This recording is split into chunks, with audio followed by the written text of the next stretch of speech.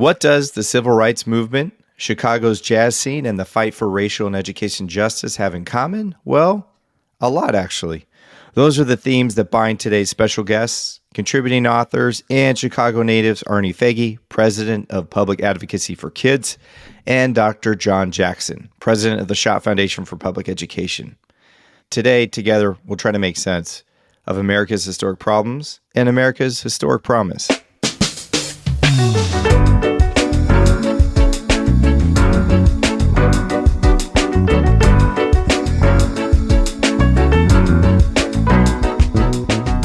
Thanks for listening. I'm Joe Bishop.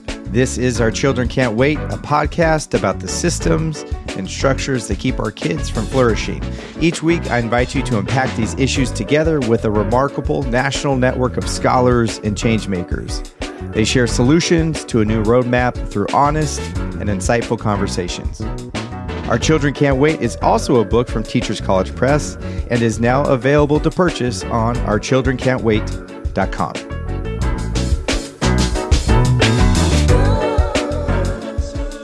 For those of you who don't know, as I said, I'm Joe Bishop. I'm bringing you the incredibly gifted souls I was lucky enough to talk to for the book Our Children Can't Wait.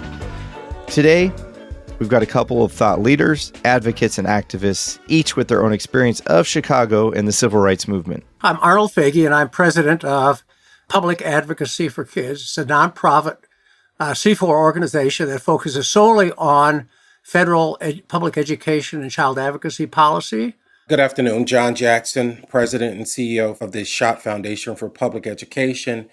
At Schott, we're a public fund that resource grassroots organizations to work on systemic change that leads to providing all students an opportunity to learn.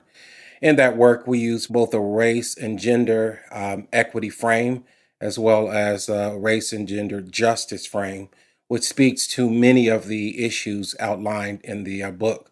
So I'm glad to be a part of this conversation. How did your upbringing in Chicago shape how you think about policy or your role in changing policy and making the world a better place? My early experiences, both in a large city, but also in a very highly segregated community 90 miles around the lake from Chicago, along with the work that I was able to do with Senator Robert Kennedy and a lot of the equity soldiers in what we call the Second Reawakening. But I grew up in the North. It wasn't the South. And I grew up in one of the segregated cities in the country. And as I will have to say, as students, everybody's talking about CRT and worrying about students getting their feelings hurt. We as students really understood that there was a privileged section of Chicago, and then there was the South Side where I grew up. That was sort of the community that was not very privileged, did not have a lot of opportunity, had some of the most difficult school systems, had some of the worst health care. I will tell you, I think about that every day. Those early experiences really do change your life, along with all of the mentors that I've had along the way that reinforces the issue of equity and voice and full participation in a democratic society. And Arnie, you shared with me your activism with your dad, and your family was always involved in labor organizing. Could you say more about that? I went to union meetings a lot, and that was an education in itself. My father was part of a new union called United Electrical, which organized white-collar professionals, but was one of the first unions to begin to focus on integrated not only membership, but apprenticeships as well. I can remember very distinctly that there was a lot of white pushback against a union that dared to integrate, especially in a city like Chicago, which was so segregated. So my family was involved in Little League. My family was involved in volunteerism. Even though we were from a big city, our neighborhood was like a little neighborhood. And I went to public school, Catholic school. The kids walked on the other side of the street. But when we came home, we all worked together. And of course, I lived in the neighborhood around Comiskey Park and grew up a White Sox fan, and that was an all-white neighborhood where Mayor Daley lived. And the reason I bring all of that up is because none of that goes unnoticed when you're growing up. It really does shape the kind of emotion along with the intellectual work that you do. So I was steeped, I will have to say, in education. And I also remember this is sort of the musical and entertainment awakening of Chicago. We would go to see Ella Fitzgerald, we would go to see Wes Montgomery, we would go to see Oscar Peterson. We were raised on jazz in some of the great jazz nightclubs along Cottage Grove and 47th. So I distinctly remember that, and it gives me a good feeling as we're working through this current atmosphere. I call that period of time the Second Awakening. So speaking of awakenings, let's go to John. John, you've been focused on changing people, systems, and policies in the name of justice and equity your entire career. Where was that passion born? Well, like my friend Arnie, it started growing up on the south side of Chicago and Jeffrey Manor. I attended Chicago public schools, went to Frank L. Gillespie Elementary School, which is, right at 95th Street. In many respects, I was fine in Chicago public schools. My parents were divorced when I was 2. When I was 12, I got in a little trouble. My mother told me I was smelling myself, so she made me move with my dad in the south suburbs. Attended a public school there, and while I was fine academically in Chicago public schools, I was not in the south suburban public school system. And for me, that was the awakening or the introduction to the inequities that exist based on zip code, based on location. And that was the start of an awakening for me concerning the importance of resource equity. And I would later go on to Xavier University in New Orleans, which is an HBCU, and I studied political science and began to think how law and education came together. So at each point in my own personal development, I could see the alignment between law and education and how policies and practices that were put in place, some of which Arnie referenced it in the city of Chicago. My grandmother attended Progressive Baptist Church, which is right next to Comiskey Park. And I remember when Mayor Daley, the father, wanted to move the church or move the congregation to another church that was more segregated, the pastor at the time, R.E. Brown, pushed back against it. And he forced the city to literally move the church across the street next to Comiskey Park because they wanted to build the Dan Ryan Expressway. So these battles around segregation, these battles around resource equity are deeply rooted in Chicago. And for most who come from the city of Chicago, definitely the South Side, it has a way of opening your eyes, opening your voice concerning those things related to resource equity and racial justice.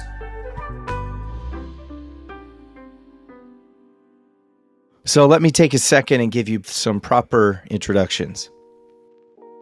Arnie Fege is the president of Public Advocacy for Kids, a DC-based organization that focuses on federal public education and child advocacy policy.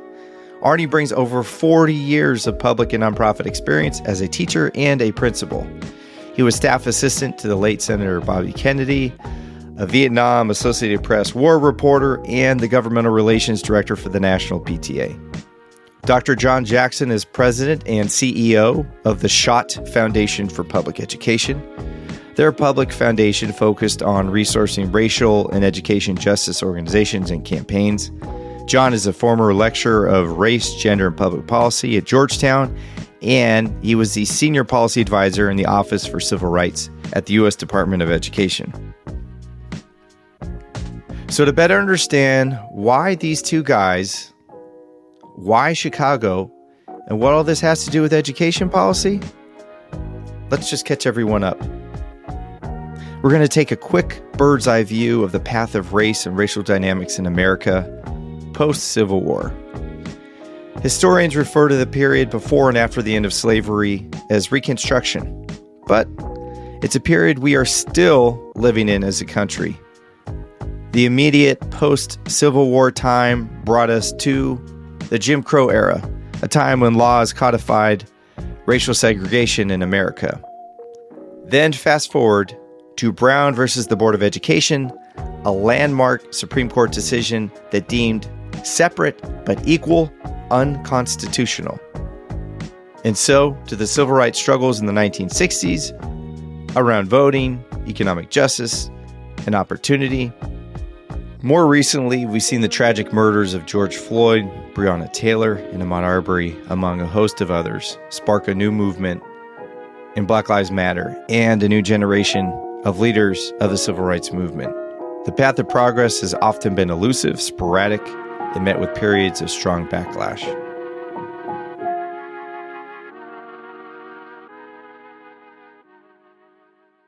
John, putting on the attorney hat, give us the significance of the Brown v. Board decision in terms of how we think about policy today for folks who aren't as familiar or they've heard Brown v. Board. Could you give us kind of a quick overview of what it is and its significance, or maybe limitations even? Prior to Brown v. Board, the law of the land was Plessy v. Ferguson that said separate but equal was constitutional. And over a number of decades prior to Brown, you would see predominantly Black communities try to push states and localities to hold up to the equal part while they lived separate from their neighbors, separate from their white counterparts. In fact, it was Charles Hamilton Houston, who was the first African American to be a part of Harvard Law School, who put together a strategy to challenge separate but equal. And he would go around the South and he would look at the school districts, and inevitably he found that in none of those places were the states making or the districts making separate equal. It was subpar resources, subpar teaching, subpar materials. Separate was never equal. So Charles Hamilton Houston, in many respects, who served as the director of the NAACP legal team, he brought in a young attorney by the name of Thurgood Marshall. And it was Charles Hamilton Houston who actually trained Thurgood Marshall.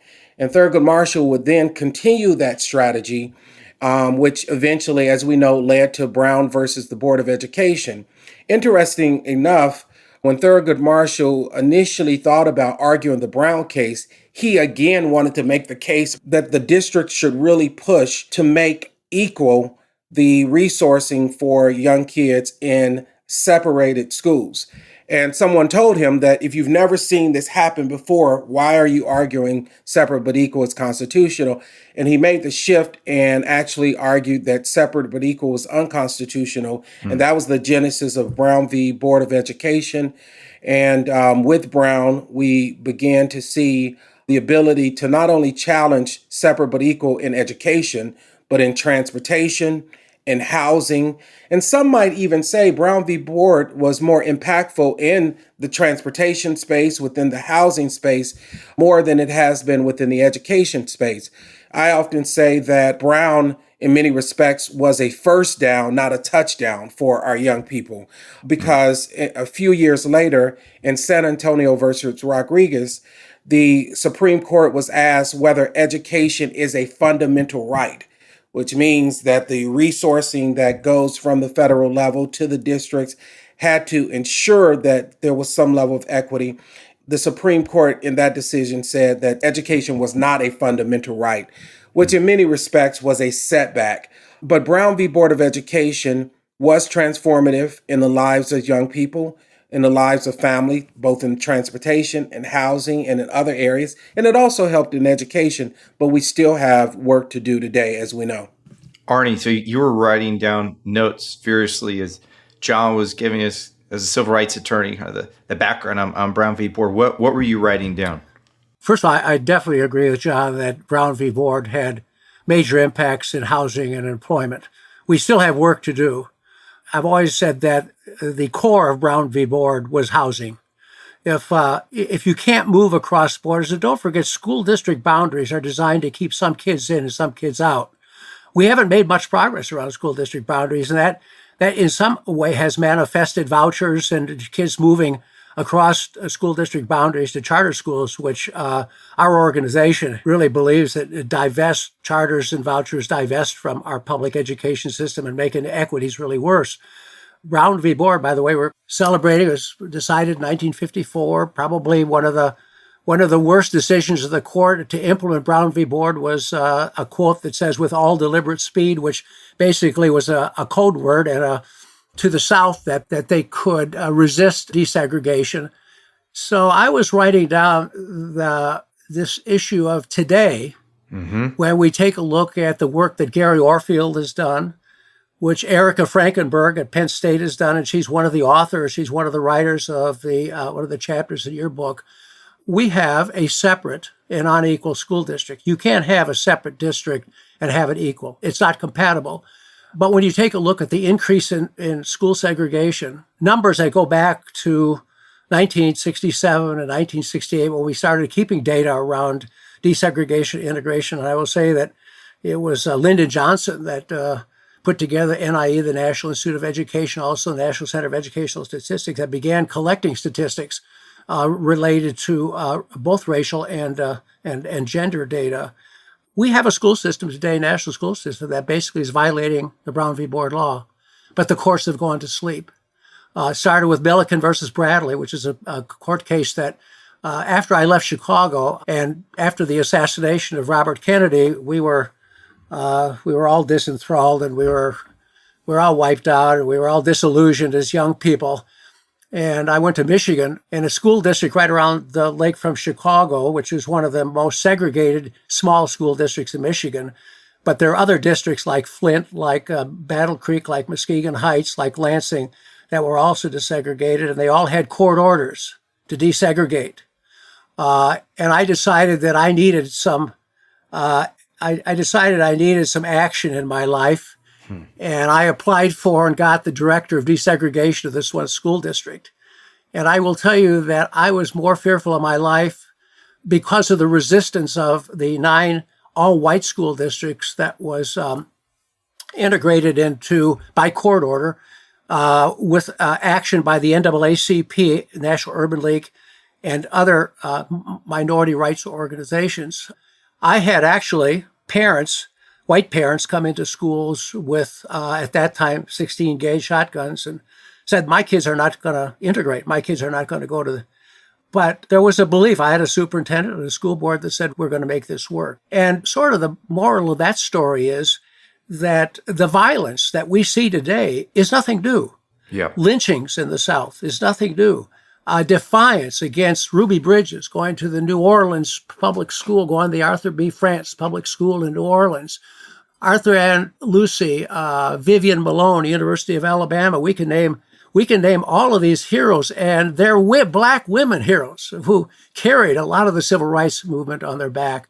There was violence on campus. There was guns on campus. There was protests on campus.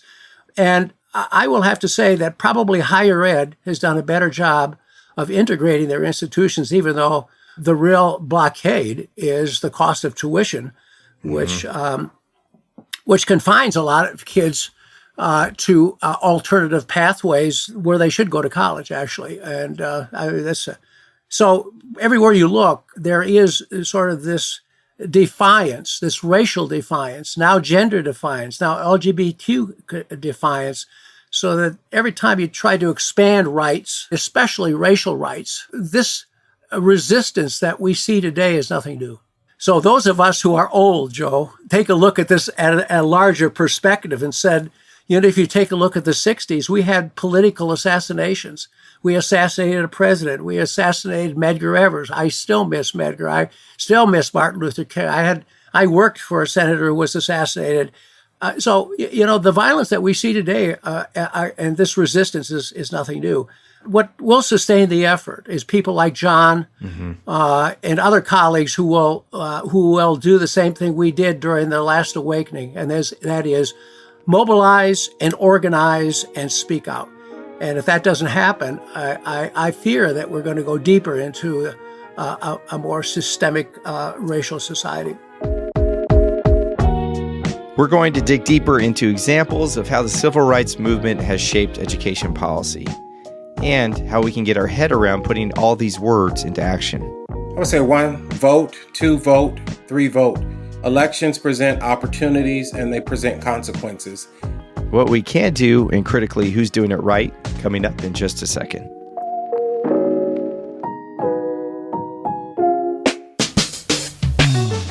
Our Children Can't Wait is the book I wrote, and I made this podcast to have a conversation with you, precisely you. And so we can keep the conversation going and hear what you think about the ideas brought up by this podcast. You can email me at Joe, J-O-E, at ourchildrencan'twait.com. I'd love to hear from you. Our Children Can't Wait podcast is a production sponsored by the Center for the Transformation of Schools at UCLA. and the book's publisher is Teachers College Press. Funding for today's podcast comes from the Stewart Foundation and the National Education Association. It's so amazing to hear, in particular, how formative your role as a DSEG director at school district. There's so many parallels from your time then to today. To make a pivot here, and you kind of set the stage for this, you and Arnie, you and John say, we find ourselves at the intersection of America's historic problem and America's historic promise. John, what does that mean to you as we look forward? What do we need? Well, for me, I think when you look at the promise, you look at a country that is more diverse than ever, and within the midst of that diversity presents great opportunities as a culture, great opportunities as a democracy, great opportunities for our economy. If we're able to invest in each individual so that their God-given potential can be birthed and contribute to overall society and overall humanity. And with the country's positioning, we could serve as stronger global citizens. Now, at the same time, the problem side of it is, while Arnie is correct that much of what we're seeing today isn't new, we seem to be moving back to a point where individuals and some elected officials are willing to sacrifice our democracy in order to uphold segregation and racist views. Prior to 1865, there were those who wanted to tear apart the United States, and that's why the Civil War was fought.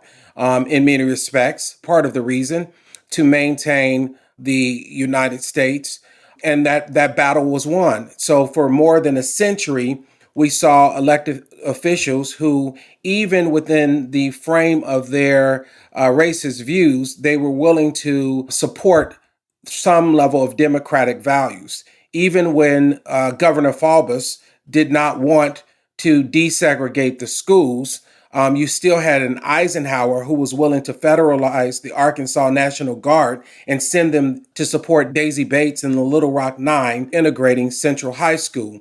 Where we see today, there's a likelihood that a governor may not take those steps. And we just left a president and President Trump, who likely would not have engaged the federal government in protecting the rights of those young people to be educated in any school. That's the major threat that we exist. Our democracy right now is being threatened. The very nature of our young girls and women's rights are being threatened.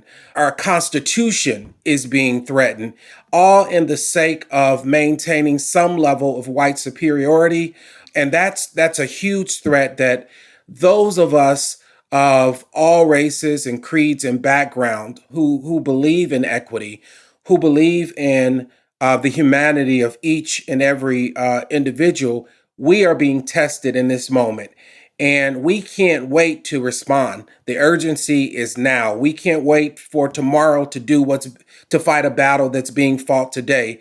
The urgency is now. The promise exists, but we've got to address the problems that are right in front of us. Arnie, what would you say is your follow-up to that about the state of our democracy?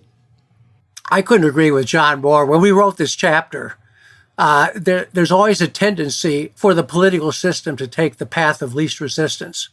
I consider that testing was a path of least resistance. I contend that No Child Left Behind was an easy path where we tested and provided data but never provided the resources. But when we took a look at the challenges, at the current challenges, which I think are even greater than the challenges that we faced during the Second Reawakening during the 60s and the early 70s, we came to the conclusion that democracy was the issue. It was Jefferson that talked about the fact that there's an intersection between an enlightened citizenry and democracy. And there's a fissure, and that's been rent apart. And we would talk about before and after the Civil War, and before and after Reconstruction, before and after Jim Crow, and before and after the Second Awakening. Each of those times we had an opportunity to get the equity piece right. And each of those times we went back, not totally, but we didn't take advantage of that opportunity that John talked about. The problem is that we are at a tipping point. We can't wait because we didn't solve many of the problems of the past that were presented to us, by the way, I totally agree. We've made progress. The other piece is, and I think about it a lot. My organization focuses on the national level because we think that no good can come of state rights. And we're moving in the direction of state rights. Redistricting, especially voting patterns and all kinds of strategies to oppress voting. That was the big issue. That was the big issue in the Voting Rights Act of 1965 and also the Civil Rights Act of 1964. I conclude that issues such as equity, school funding, teacher shortages, and by the way, if we can't get the teacher piece right, we can't get the equity piece right. That's how important teachers are. We can't, and we have so many good teachers that haven't left our school system. We've got to find a way to invest. When we talk about college tuition, in 2001, the states contributed about 16% to higher education. Their state now is down to 12%. They pass the cost on to students so that it's much more difficult for poor, disadvantaged students to get into college. And the last piece is we somehow have fallen into a crisis mode. Mm-hmm. This is not only true of education, but it's true of housing, it's true of climate, that instead of creating infrastructures that assure that kids succeed, or that we have a great climate, or that we expand opportunity for full citizenship, we often respond when there's a crisis. But we have a political system that doesn't have the capacity to look forward instead of looking backward, and as a result, we're always putting out fires or putting in Band-Aids, like Florida now is allowing veterans without certification to teach in classrooms for 5 years. College students without any preparation are going to be teaching special education kids in those schools that are short. Those are all Band-Aid solutions. And I want to go back to John's piece of we've got to take advantage of the opportunity we have, because I'm not so sure, John, and I don't think I'm being histrionic, I'm not so sure our kids or our country are going to have another chance at this opportunity. That's how severe, vicious I really think that this current period of time is in. I'm reassured that there are a lot of school districts and a lot of parents, a lot of communities that are coming together, but we would like to have is equal voice. We don't want some parents pushing their curriculum, pushing their banned books on other parents who want the books in their schools. We've got to figure out what equitable leadership looks like so that we can bring a divided community back together around its public schools. If we don't, we'll lose not only our public schools, but we'll lose that enlightened citizenry that Jefferson talked about. Arnie, you and John have highlighted the fragility of this moment for our country, for our schools, for our young people. As we've jumped from the history to this moment, where do we go from here and a path forward? Because it is overwhelming when you think about what could be and where we are. Let's start with John. John, where do we go from here? For listeners who are kind of taking this in and thinking, okay, what can I do? Where do we go? I would say 1, vote, 2, vote, 3, vote. Elections present opportunities and they present consequences. And for the last 6 years and maybe for the next 5 to 10, we're going to be living in a lot of the consequences from the 2016 election. And that has nothing to do with partisan politics between Republican or Democrat, but it has to do with ideologies that are being brought forth and presented on the ballot today. And so this election, both the midterm election and a presidential election, is going to be critical in shaping the direction of our federal government, because Arnie is absolutely right. Without the federal intervention in many places and spaces, we are back at state rights. And state rights has never really worked well for Black, Brown, and Native people throughout American history. So we have to activate, mobilize, re-enfranchise those voters that have been disenfranchised so that their fundamental right to vote is protected. Secondly, I will say we need to hear from more like yourself, Joe, and more like Arnie, our white brothers and sisters who are needed to step into the gap. If you look at our voting trends, Black and brown people have consistently voted for equity, voted for progressive candidates. Often where the shortfall comes is the swinging white female vote and the consistent white male vote against those progressive and equitable measures. There's something that our white brothers and sisters can say to one another that we are not able to say as people of color. There's a level of communication that happens that we haven't been able to break through. And, in a very real way, these are the conversations that need to happen. We heard this after the murder of George Floyd, that these conversations need to happen in very personal spaces. But let's not forget, we need to continue that. We are not out of that George Floyd moment. So at a systems level, we need to activate and protect the right of vote to vote. At a very human level, we need to have these personal conversations wherever we are and make them personal.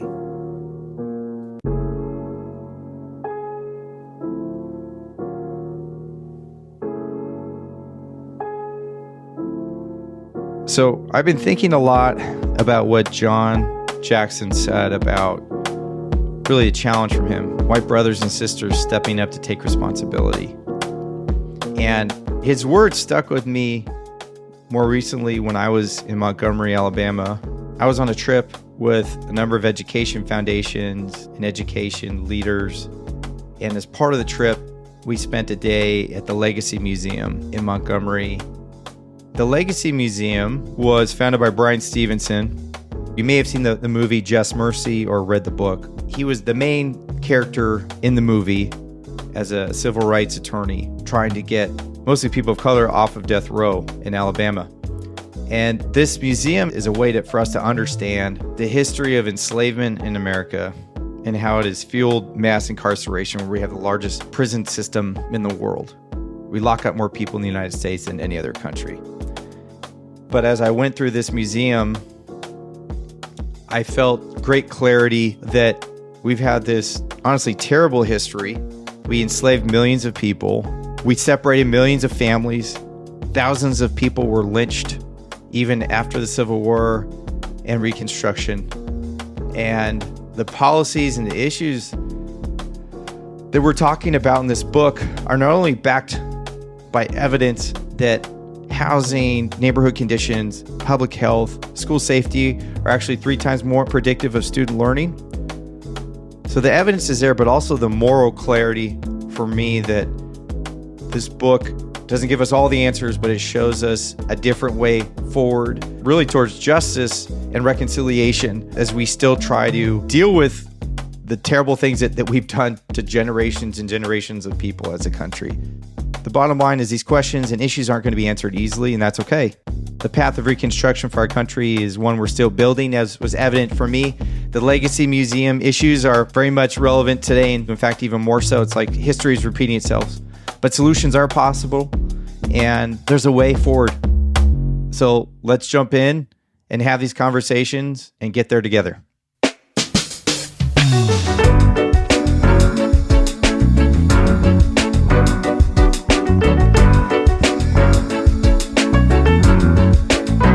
This is Our Children Can't Wait. Thanks for listening. I'm Joe Bishop. Our Children Can't Wait is a podcast by the Center for the Transformation of Schools in the School of Education and Information Studies at UCLA. Support is provided by the Stewart Foundation and the National Education Association. Elizabeth Wyndham is the producer. Julia Wyndham is the associate producer. Geneva Sum is the creative director, and senior producer is Jay Woodward. Our Children Can't Wait is the companion to the book of the same name, Our Children Can't Wait, available now from Teachers College Press and Amazon. Our Children Can't Wait is produced by Windhaven Productions and Blue Jay Atlantic.